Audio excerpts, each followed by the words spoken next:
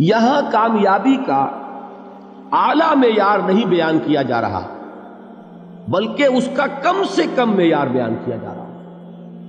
میں ذرا توجہ دلاؤں گا اس بات کی طرف، سطحی طور پر ذرا ہو سکتا ہے کہ اس میں کوئی مغالطہ پیش آ جائے۔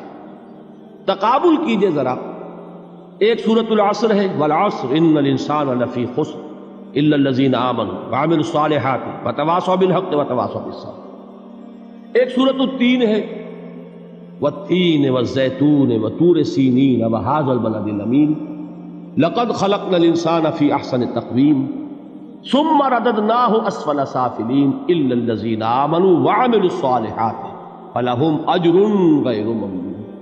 اب ان کا تقابل کیجئے۔ سورۃ العصر یہ بتا رہی ہے کہ سب لوگ تباہی میں ہیں سوائے ان کے جو 4 شرطیں پوری کریں۔ سورۃ التین میں اول تو صرف 2 شرطیں بیان ہوئی، 2 بیان نہیں ہوئی، کام ہلکا ہو گیا نا، آسان ہو گیا۔ یہاں 4 ہیں، ایمان، عمل صالح، تواصی بالحق، تواصی بالصبر۔ وہاں ہے ایمان اور عمل صالح صرف۔ نمبر 2 یہ کہ وہاں فرمایا گیا فَلَهُمْ أَجْرٌ غَيْرُ مَمْنُونَ، ان کے لیے تو بہت بڑا اجر ہے جس کا سلسلہ کبھی منقطع نہیں ہوگا۔ اور یہاں کہا جا رہا ہے وہ کامیابی ناکامی سے بچ جائیں گے۔ مستثنیٰ ہے کس سے؟ ان الانسان لفی خسر۔ یہ بالکل ایسے ہی ہے جیسے کہ کسی کو آپ بچے کو، طالب علم کو کہیں محنت کرو، کوشش کرو، فرسٹ ڈویژن میں پاس ہو جاؤ گے، اور کسی سے آپ یہ کہیں کہ محنت کرو، کوشش کرو ورنہ فیل ہو جاؤ گے۔ اب ان دونوں کے درمیان جو فرق ہے وہی فرق ہے سورۃ التین میں اور سورۃ العصر۔ سورۃ العصر ناکامی سے استثناء کو بیان کر رہی ہے اور وہاں 4 شرطیں ہیں، اور سورۃ التین یہ اعلیٰ درجات کا بیان ہو رہا ہے اور 2 شرطیں ہیں۔ اس کو قرآن مجید کی اصطلاحات سے بھی اللہ کرے کہ آپ واقف ہو جائیں۔ ایک کو ہم کہیں گے کہ ایک پر انذار کا رنگ ہے اور دوسرے پر تبشیر کا رنگ ہے۔ یہ 2 الفاظ بارہا آپ نے پڑھے ہوں گے۔ سورہ بنی اسرائیل میں فرمایا حضور سے مخاطب ہو کر وَمَا أَرْسَلْنَاكَ إِلَّا مُبَشِّرًا وَنَذِيرًا، اے نبی ہم نے نہیں بھیجا آپ کو مگر بشارت دینے والا اور خبردار کرنے والا بنا کر۔ سورہ کہف میں جمع کے صیغے میں آیا وَمَا نُرْسِلُ الْمُرْسَلِينَ إِلَّا مُبَشِّرِينَ وَمُنذِرِينَ، ہم نہیں بھیجتے رہے اپنے رسولوں کو مگر مبشر اور نذیر بنا کر۔ حضور کے بارے میں فرمایا اِنَّا أَرْسَلْنَاكَ شَاهِدًا وَمُبَشِّرًا وَنَذِيرًا۔ جمع کے صیغے میں سورہ نساء میں فرمایا رُسُلًا مُبَشِّرِينَ وَمُنذِرِينَ لِئَلَّا يَكُونَ لِلنَّاسِ عَلَى اللَّهِ حُجَّةٌ بَعْدَ الرُّسُلِ وَكَانَ اللَّهُ عَزِيزًا حَكِيمًا۔ ایک ہے ابشار، بشارت دینا، ایک ہے انذار، خبردار کرنا۔ اور آپ کو معلوم ہے کہ کسی بھی تربیت کے اندر ان دونوں چیزوں کی ضرورت ہے۔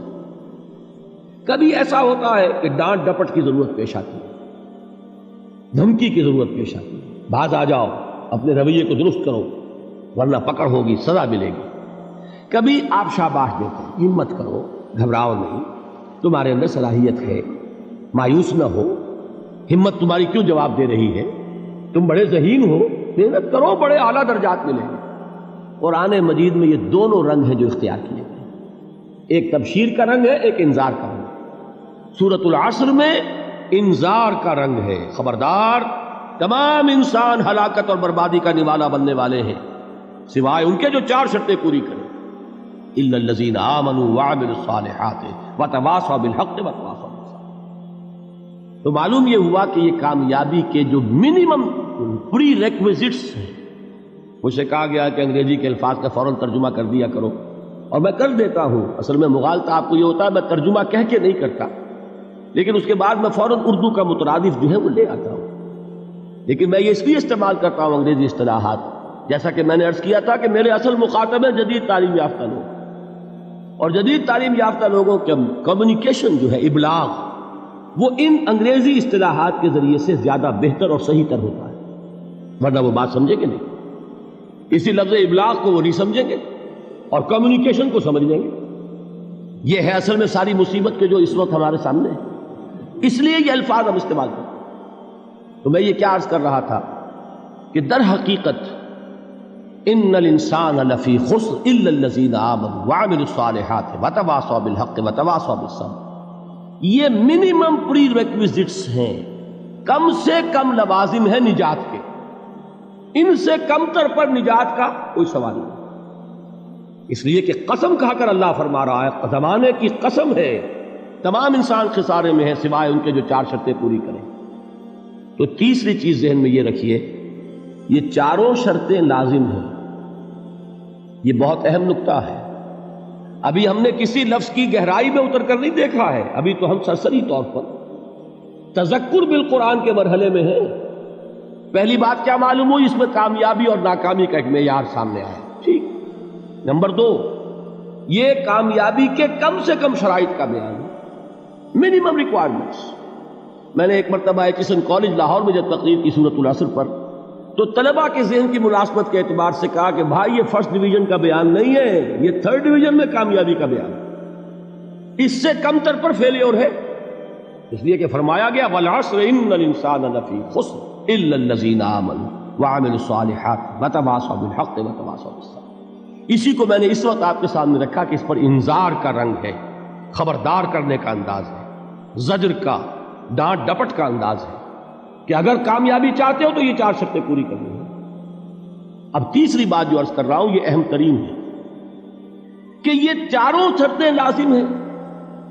اگر اللہ تعالیٰ نے کامیابی کے لیے 4 شرطیں بیان کی ہوں تو سوچئے، کیا مجھے یہ اختیار ہے کہ ان میں سے 1 کم کر دوں، 2 کم کر دوں، 3 کم کر دوں؟ کس کو اختیار ہے؟ اللہ کے بیان کردہ کسی چیز میں اختیار۔ یہ تو حضور سے کہا گیا تھا، سورہ یونس میں ہے، مطالبہ کیا مطالبہ کرنے والوں نے، ایت بقرآن غیر ھذا وبدل ہو، اے محمد صلی اللہ علیہ وسلم، یہ قرآن بہت ریجڈ ہے، بہت سخت ہے، ان کمپرومائزنگ ہے، یہ کہیں بھی کوئی روح رعایت کرنے کو تیار نہیں ہے، تو ہمارا اور آپ کا معاملہ نہیں ہو سکتا اس قرآن پر، اس قرآن میں کوئی ترمیم کیجئے یا کوئی اور قرآن لائیے۔ تو حضور سے کیا کہلوایا گیا؟ قل ما یکون لی ان ابدلہ من تلقاء نفسی ان اتبع الا ما یوحی الی۔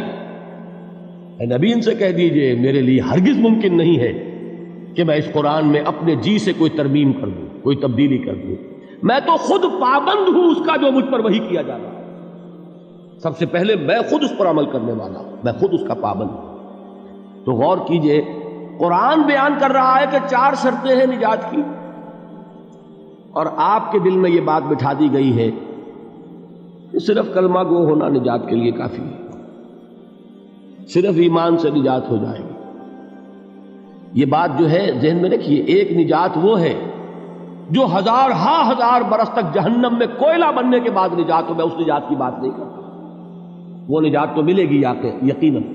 جس شخص کے دل میں رائی کے دانے کے برابر بھی ایمان ہوگا، وہ اپنے اعمال کی، اپنے کرتوتوں کی سزا بھگت کر بالآخر جنت کے اندر داخل کیا جائے گا، جہنم سے نکالا جائے گا، اور نکالا جائے گا تو اس وقت حال کیا ہوگا؟ جیسے جلا ہوا کوئلہ، اس کے سوا کچھ نہیں۔ حدیث میں اس کی شرح آئی ہے۔